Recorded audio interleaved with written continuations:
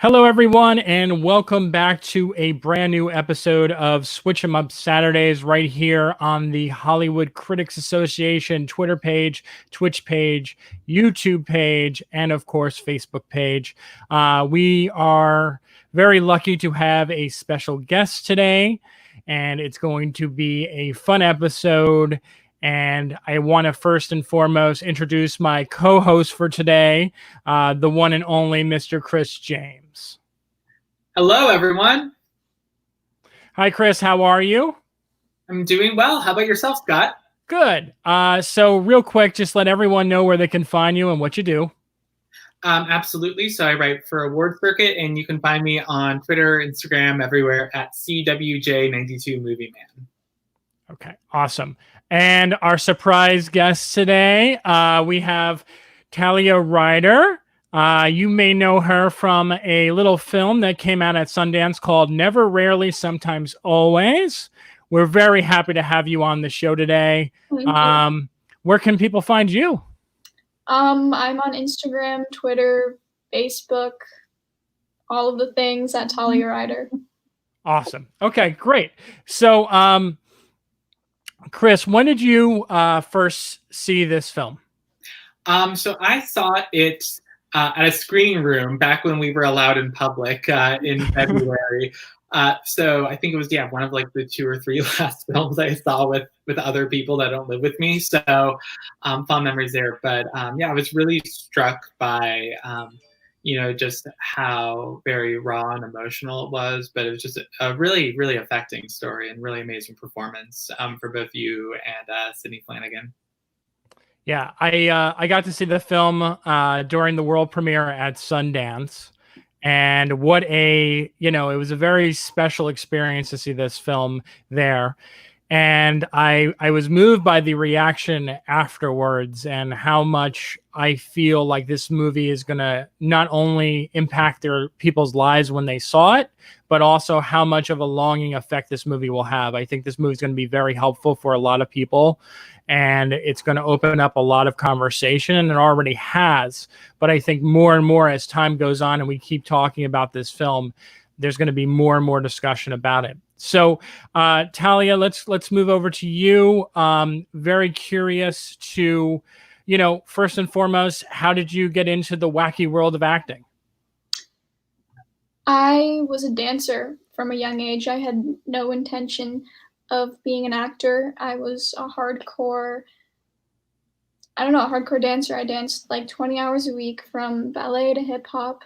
And during my summers, I was in elementary and middle school. I would come to New York City to do different dance programs here. And for my birthday one summer, my mom took me to see Matilda. And after seeing that show, I was obsessed. I came out, and my sister and I were both like, how do we do that? Where do we sign up? And our mom was nice enough to take us to New York City that fall for an audition, which we were both lucky enough to book that show. And then from there on, we were just kind of part of that world. Awesome. Chris, you got a question for her? Absolutely. So the writer-director of this film, Eliza Hittman, has been kind of making a name for herself on the indie scene. Beach Ratspo is another one that I think really kind of rose to prominence. What was it like working with her on this movie, Never, Rarely, Sometimes, Always? Did you feel like you had a really collaborative relationship with her? What was the on-set experience like? Yeah, I mean, Eliza's great. I had seen her movies before auditioning. Beach Rats was the first film of hers I'd seen, so I was well aware of who she was. But Eliza, the energy on set was always really calm yet really focused. She's an incredible director, very collaborative, is always open to questions, concerns, and really makes her actors feel valued and important on set. I had a couple more intimate scenes in the film, and what she did with those kind of scenes, she gave the actors the power to call cut at any moment that we felt that we needed to ensure that we had the most comfortable experience that we could. I wanted to ask you, since the film, premiered at the Sundance Film Festival, for you, who's just getting started in the industry, what was it like to be there in the audience during that premiere and then kind of have people come up to you afterwards with the reactions that I'm sure you got from that movie? It was, sorry, it was really cool. I mean, I don't know, going into Sundance, you don't really know what to expect. It was a crazy experience. I thought we would just kind of see our movie and go to dinner, and then there was a whole other aspect, like you mentioned, that I guess no one can really mentally prepare for. But it was really, really awesome and inspiring to see all these different women come up to me in Sydney after seeing our film and open up about their stories. And it, like you said earlier, just the film opens up a lot of conversation, and getting to be a part of that conversation about something that you were so passionate about and spent so much time on was a really magical thing. Great. Thank you. How about Chris? Got another one? Absolutely. So your character, Skylar, is accompanying Autumn, played by Sydney Flanagan, to New York for the procedure for an abortion. Mm-hmm. And I feel like you did such a good job of being the sort of emotional support person and sort of this pillar and friend to Autumn throughout this experience, which must have also been like a very like tough role to construct. And you and Sydney Flanagan really do a great job of sharing unspoken glances and words. What was the rehearsal process like for the both of you, and how did you work on developing this relationship between these two girls? Yeah, I mean, we had a really short rehearsal process. We had about 2 days before we jumped right into shooting. And what Eliza really focused on in the rehearsal process was not building a relationship between simply our characters and a backstory and all of that, but really working on bonding me and Sydney so that we felt comfortable with each other, and so that bond as women carried over to the script, to the film. One of the things that she had us do, like right at the top of rehearsals, was she gave us each a journal and wrote 3 very personal prompts in those journals, and gave us about an hour and a half or so just to go through those questions and to have these really deep kind of philosophical discussions with each other, which kind of just, I don't know, when you know so much about a person from that early on, it's really difficult not to feel a strong connection to them and not to have a somewhat familial bond in a way like Sydney and I do in the film. I don't mean to ask a personal question, but the film almost in a weird way kind of inspires you to ask this question because of the fact that it's so honest and raw and personal. Have you ever had to deal with anything of the subject matter that's been in this movie? I myself have never had an abortion or anything like that, but as a young woman, I have dealt with a lot of the similar aggressions that the 2 girls face from men in the film that you see multiple times. I think that's kind of a universal experience that a lot of young women have to deal with. Yeah. And then, kind of a follow up to that, because the film itself is so brutally raw and honest, it's you can just see it oozing in reality. What was the most difficult scene for you to kind of, embody, to capture? I mean, that's a difficult question because they all had their challenges and different obstacles and things to, think about. There were a couple moments where my character, Skylar, was getting a little annoyed with Autumn because my character wanted to kind of insert herself and experience the same thing that Autumn was experiencing, and there was kind of a lack of community. They all had their challenges, but I'd say those scenes were probably the toughest. Thank you very much. Chris, have another question? Yes. So obviously it was a huge hit at Sundance, and the Sorry, sorry. Can you hear me? I can hear you now, yeah. Sorry about that. Yeah, so the movie was a huge Sundance hit, and it kind of got released in theaters in this very interesting moment as a lot of people were heading indoors, and then it was released on video on demand. Right. How do you feel people have been responding to it, especially with people probably now just having to like watch it in their homes and really sit with the message? Have you felt that it's really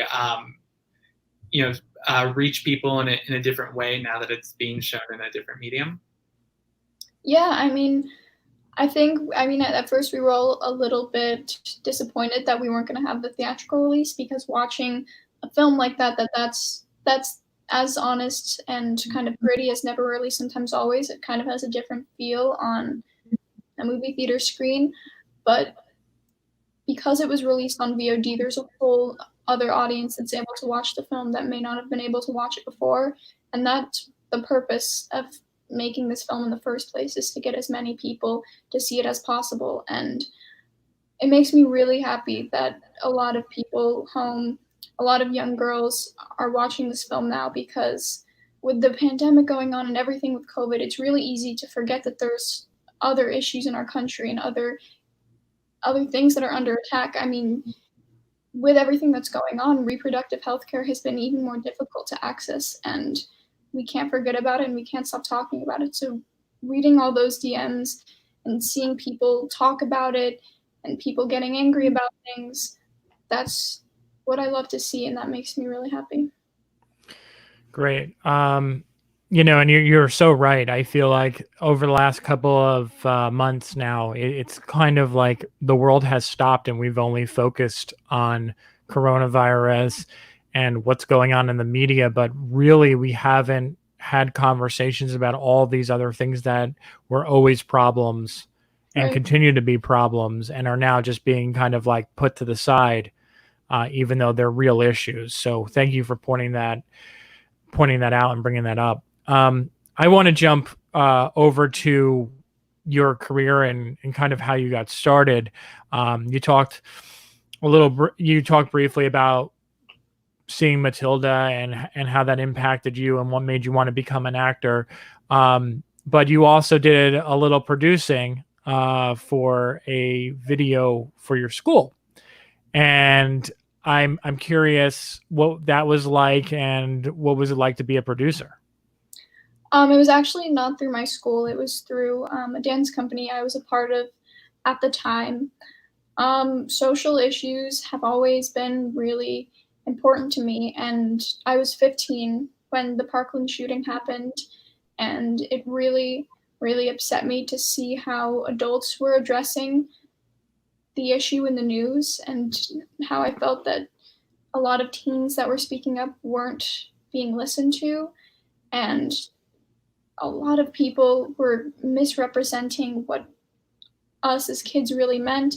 And I wanted to create a piece that wasn't political at all, that truly honestly depicted the fear that students go to school with every day, with no other opinions, kind of like what Eliza did with Never Really Sometimes Always. Just tell a story with no outside issues. And I went to the director of my dance company. Her name was Joelle Cosentino, and I told her this, and she's awesome. She has a very let's do this kind of mentality, and we were able to put together this short film, and Mia Michaels stepped in to choreograph and direct it, which was amazing. She did a brilliant job, and like Never Really Sometimes Always, it also started a lot of conversation among teens and adults. I got a handful of messages about it and saw a lot of people talking, which even if it made one person stop and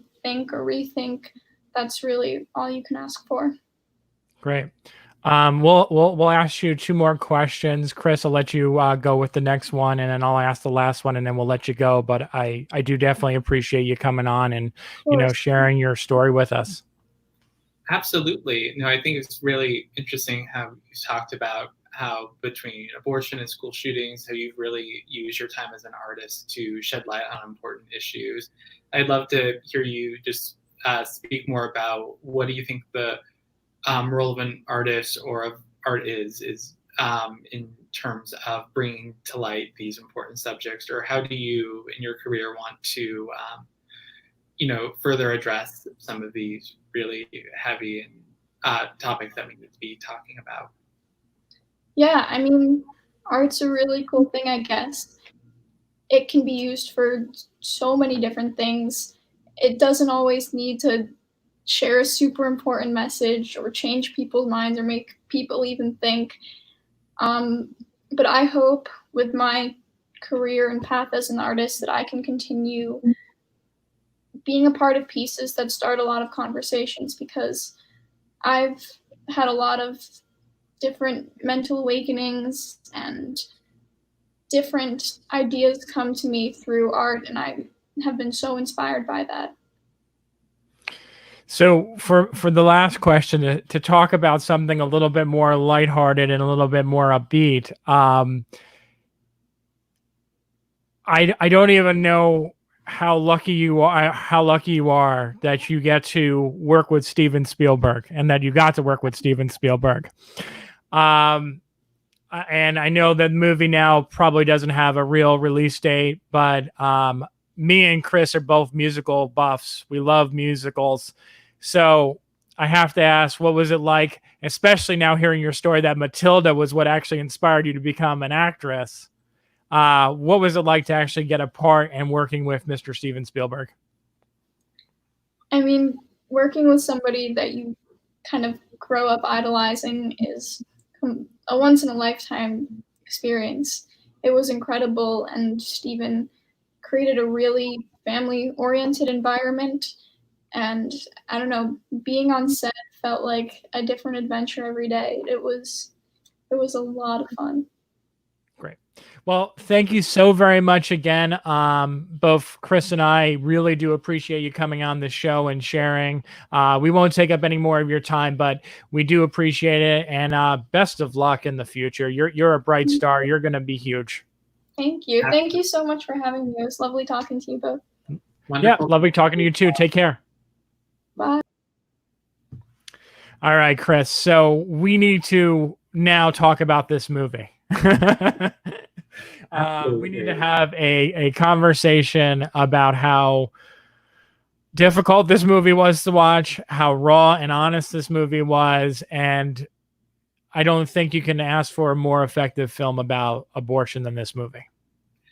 Yeah, it definitely does a really compelling job of just taking you through one woman's experience, both in terms of how abortion is so, and your access to abortion is so defined by what state you're in. And that, of course, also leads to a lot of other intersectional issues of race and class and whatnot. But it's a really, really interesting piece about the lengths that someone has to go to make their own choice about their body and their future. Yeah, I didn't really know what to expect when I saw this at Sundance, which is, again, one of my favorite things about going to a festival like Sundance, is that you're the guinea pig. You get to see a film, you don't really know much about it. And I think that's the purest way of experience of film, because you're just kind of going based off a director, a couple cast members, and a picture and a plot description. That's all you know. There's no pre-buzz, people can write up all the articles they want, but really no one's seen it. So you kind of have to make your mind up on your own. And it's always interesting to kind of go back and read those pieces and say, like, wow, people were really wrong about some of these movies. They were not that good, or they were like amazing. It kind of goes back and forth. I have to be honest. This was my first time that I didn't see Beach Rats. So I never seen the filmmaker's vision before. This is my first time. And really, I don't know if I was ready for how heavy of a film it was. And I hope a lot of people have already seen this movie, because I do have to point out where the movie really, impacted me. And that, of course, is a scene where she's in the abortion clinic in New York. And she gets asked a question that happens to be the title. And that is probably one of the most perfect scenes that I have seen in a movie in quite some time, because the performance by Sydney is so raw. The direction, where the way that the camera just stays, kind of goes back and forth between the two and just stays steady. Just such a powerful moment in the film. And that's where the movie really kind of came full circle for me. I literally was like, I was kind of on the fence. I was like, this is heavy and like depressing, but I don't get it. Like I get what it's going for, but I don't know who's going to really watch this and what it's going to say. And then I saw that scene, and it's like a light bulb went off, and I was like, okay, I get this movie now. I'm just curious, what did you think of the scene? What scene stood out to you? Yeah, no, I definitely think that scene is very, very affecting. And I think, Sydney Flanagan as Autumn does an incredible job of revealing just parts of her backstory and alluding to sort of what led her into New York and into that clinic. So really powerful stuff. I mentioned it a bit in our interview with Talia, but I think what makes this rise above sort of just kind of bleak depression porn almost is that I really believed the connection between Autumn and Skylar, and I liked that so much of their dynamic was unspoken. Like, I think about when they're in the subway and Skylar has kind of curried the favor of this one boy that had been hitting on them just to keep them up through the night so they could be ready for her appointment in the next morning. I think it was a really powerful show of solidarity. And I think, we can see headlines about, how abortion is not always readily available for the women that need it.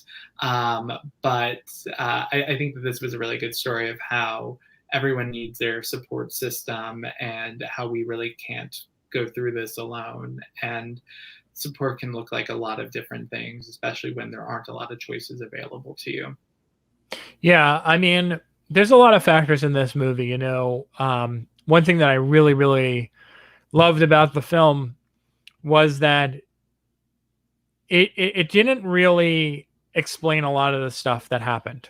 Mm-hmm. So there was just like, you kind of jump into this girl's life, something bad happened, but the film doesn't take the time to like do like so many of these movies type would do, and explain and give it all the background and show it in graphic detail and stuff like that. And to me, and I'm curious how you feel about this, but to me, the movies nowadays that are the most effective are the ones where they make you think and they make you try to figure out what happened to this girl without showing anything. You just because like your mind is a powerful tool when it comes to creativity and imagination.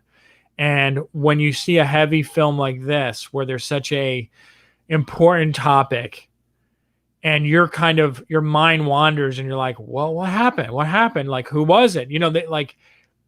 That to me really like impacted me when I walked away from this movie, is that I just kind of like, I walked out of it and I kind of said, wow, like there's so many people who this could have been, but at the same time, like I feel this girl's journey and the fact that she had to, like you said, like there was no place readily available for her to get this done. And there was also a little bit of hint of like political agendas in there for the one place she did see in Pennsylvania. Mm-hmm. And she had to go to New York. And I thought that was like also a comparison of like what it's like to live in certain areas versus living in other areas. There's just a lot to take away from this film, but it doesn't beat you over the head with it. It's a smart film, and it requires a lot from its viewer. And I think that at the end of the day, I think that's really what made it so effective. Absolutely. And I kind of want to like pick up on something you said, is that we don't really know too much about the circumstances of her pregnancy or what led her to making the choice. In a way, I almost felt that was intentional, because it doesn't matter what the circumstances were. Right.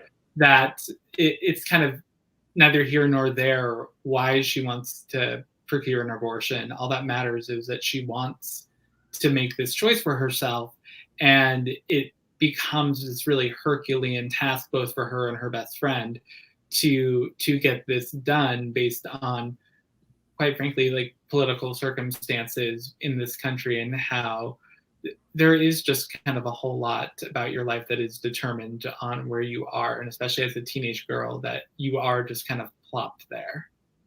Yeah. It's a film that I think, it's a hard watch. I mean, I think you would agree with that, right? Like, this is not like the casual, like, just put it on the TV and give it an hour and 45 minutes. And I think it requires a lot from the viewer. I think it's very heavy in its subject matter, even though it may not depict certain things as much as we're used to seeing it. But that, again, works as a benefit to the film. I don't know. What do you think? I mean, it's kind of crazy to kind of talk about award season and whatnot right now, because we don't know what's going to happen. We do know that the Oscars, are making streaming eligible for voting, but we don't even know what award season will look like. But let's take that out of the equation. In a typical world, or the typical way it was last year, do you feel like this movie would actually have award potential? I think that all comes from the ability to get your film seen so often with awards voters. Like, I think, of course, like the indie spirits, I think, are going to be really up on this film and are definitely, I could see getting a lot of notices there. Looking at this year in particular, obviously, we kind of don't have a precedent for how this is going to play out, or how COVID will affect what does and doesn't get nominated. But in my optimistic world, I like to think that because there is less of this gatekeeping on something released in 3,000 theaters versus something released in 4 theaters versus something released to video on demand, that there is a bit more of an even playing field for people to see things. And also now there is more time for voters to see things because we are all trapped in our homes. So I think we can try and look into our crystal balls of how a global pandemic, shapes a awards race. But I do think, optimistically, a film that is available to everyone now in their homes, if they so choose, could mean that it has a broader reach than it ever would have, kind of just slowly expanding within the March and April months, while 10 blockbusters opened around the same time. I think, personally, I think this movie is going to do very well at the Spirit Awards, if that does happen this year. Again, when you talk about like Oscars, Golden Globes, and all that stuff, it's hard for movies like this because, depends on what else Focus has this year, and if they're going to push for those, because it is a smaller company. And then they have to decide which movies they want to push. And I always feel like with every studio, they pick one and they get behind it and they really, really champion it. And then they kind of have other ones that kind of fall by the wayside. I mean, last year we know that they really wanted, like A24, for example, really wanted like Uncut Gems, so they really pushed that movie hard. And they let a lot of other movies, including Waves and a bunch of other ones, kind of fall by the wayside. They didn't get as much of a push. So I'm curious what they're going to do with this one. But I do think that, like you said, the fact that we have this movie readily available now and kind of have it available earlier in the year, it allows more people to kind of see it and be able to like revisit it later, but also see it earlier. As much as I do, is that in the awards season, everyone just sees those bunch of movies that they release because there's a big party or a big event with it leading up to it. So everyone rushes out and they go see it. But, that's not a good sign for these movies that come out in like March and April and earlier in the year. So I'm really hoping that I think Sydney really does deserve a nod for this, a nomination for this, because like I think her performance is just so honest and raw. So I think she should get that, but who knows? Who knows? So since you're my my musical buddy, we need to talk about something that's a little bit more upbeat now. Yes, there are no musical numbers and never, rarely, sometimes always. No, there is not. You will be seeing a musical revival anytime soon. No, there is not. But there is plenty of musical numbers in Valley Girl. There sure are plenty. Which, you know, Chris, I got to ask you.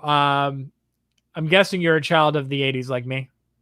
I was born in 1992. Oh so, my God! I know no child of the '80s, but definitely someone who has a very, very fond heart for Alicia Silverstone. So okay, all right. When she came on, I was very, very excited to see her on my screen. Yes, I would agree with that too.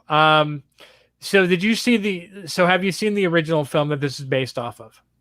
I have not, truthfully. So this was my first experience with Valley Girl.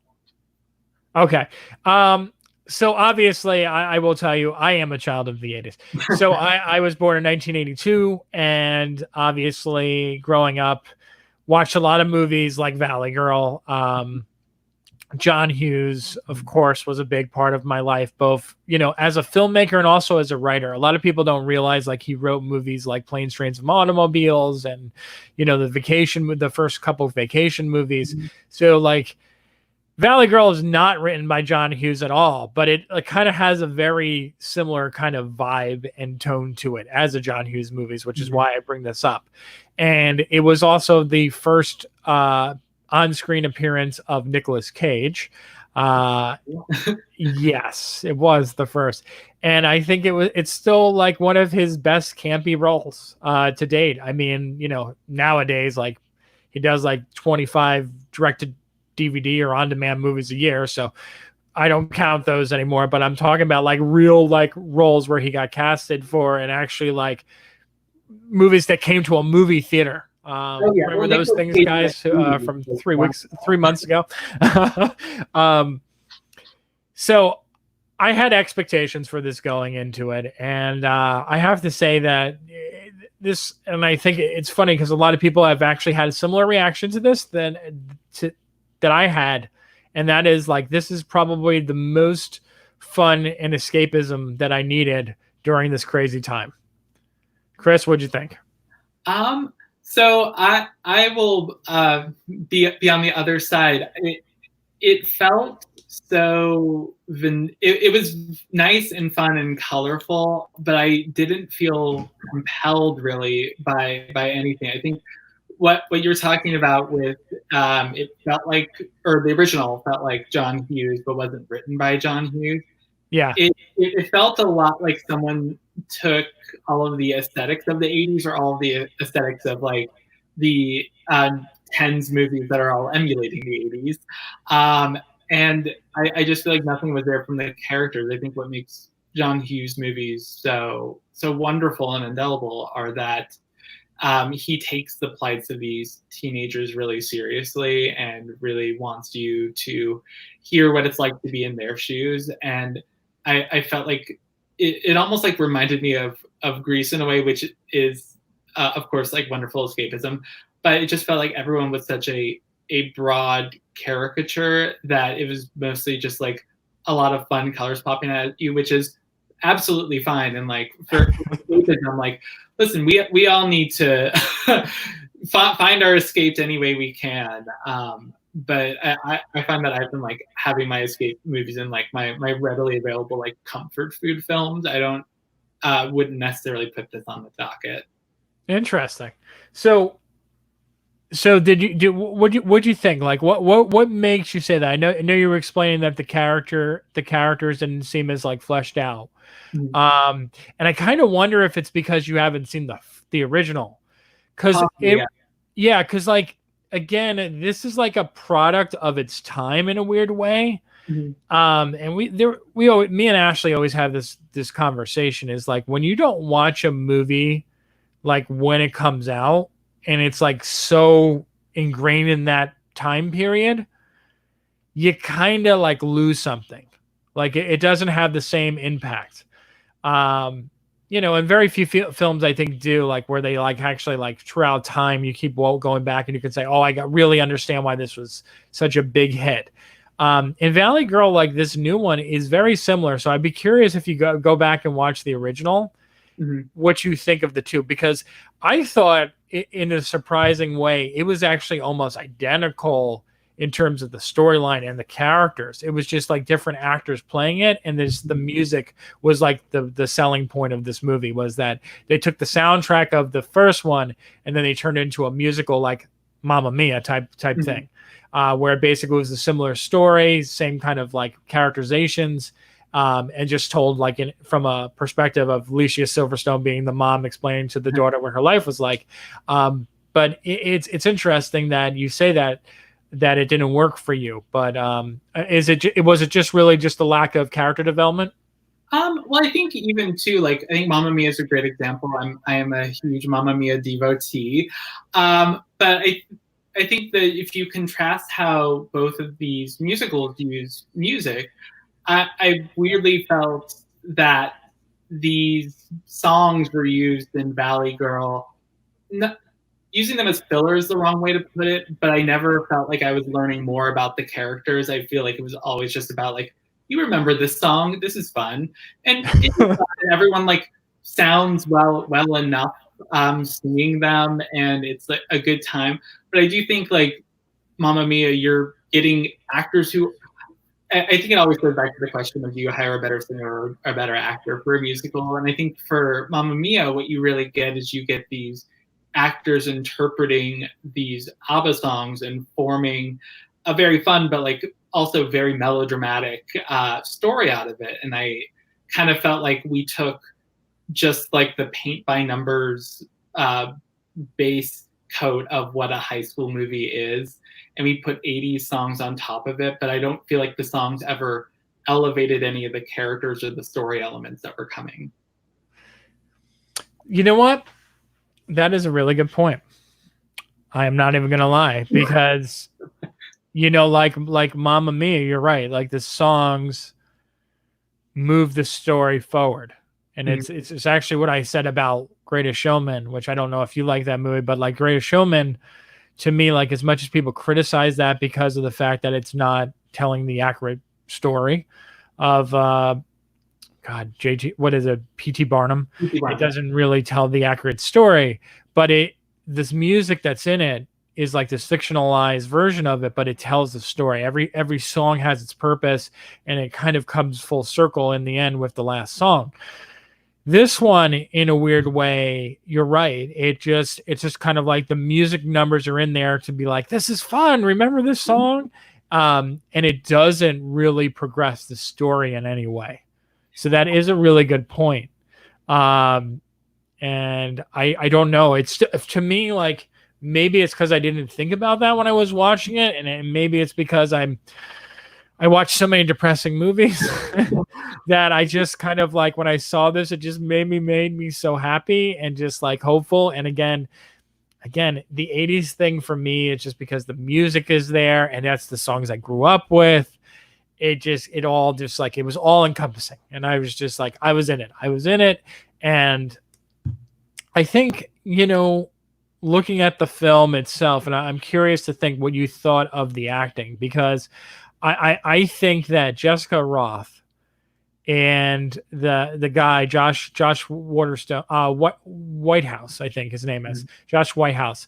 The two of them just like have this instantaneous chemistry, and they both really just light up the screen.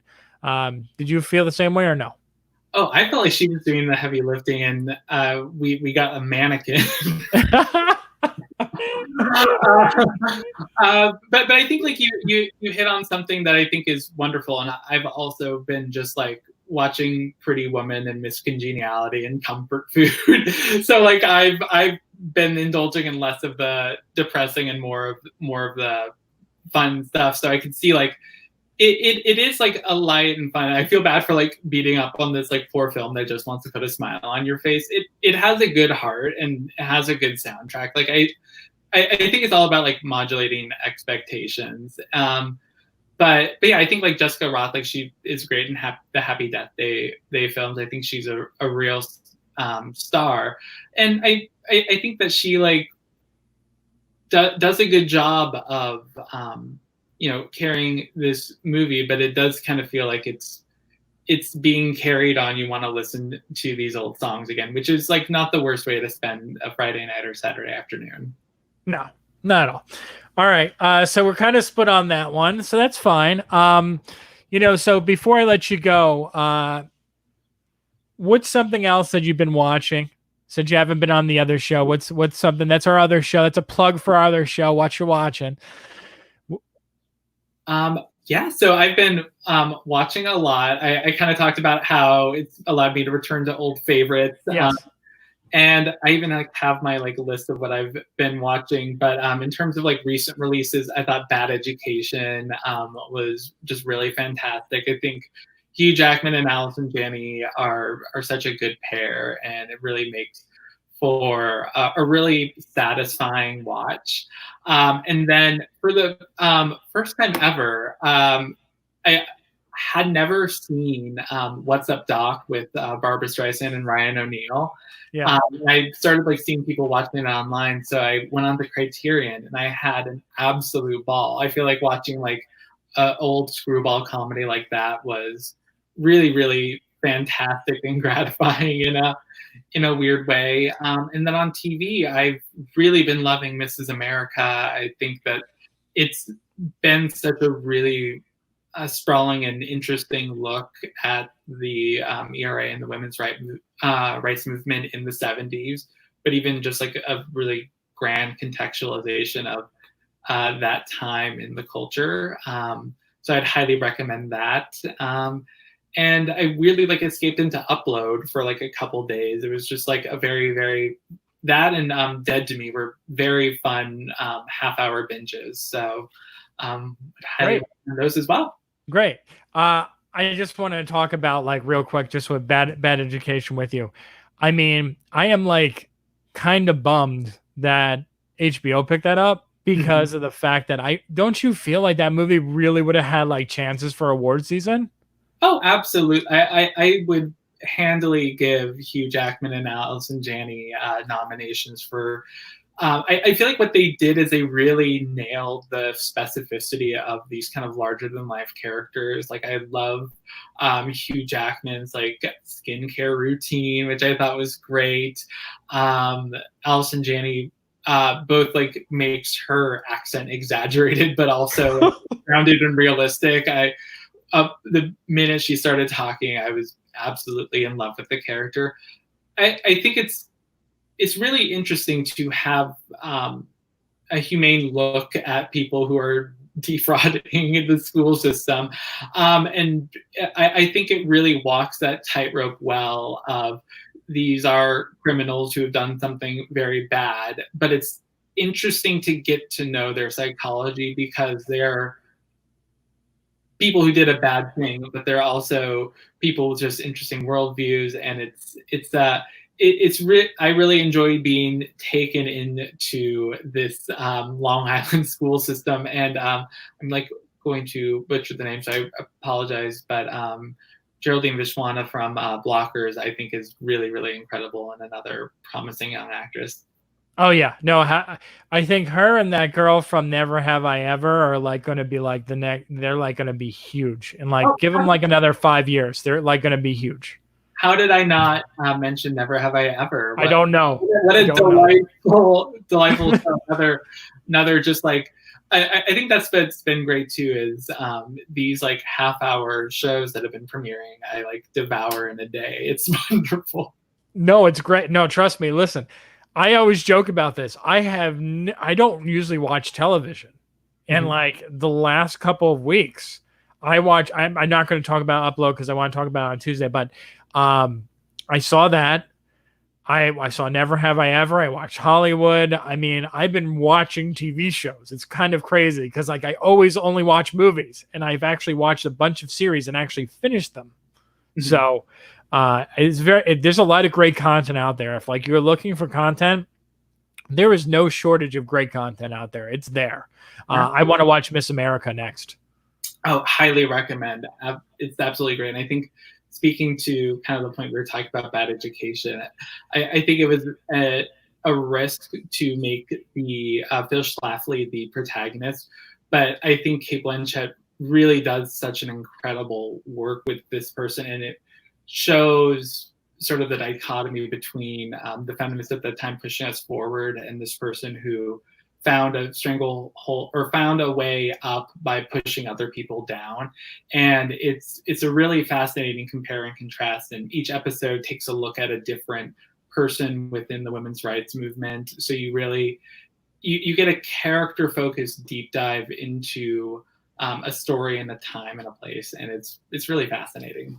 Great. I'm definitely gonna have to check that one out. All right, Chris. So we'll wrap it up for today. Real quick, once again, just let everyone know where they can find you.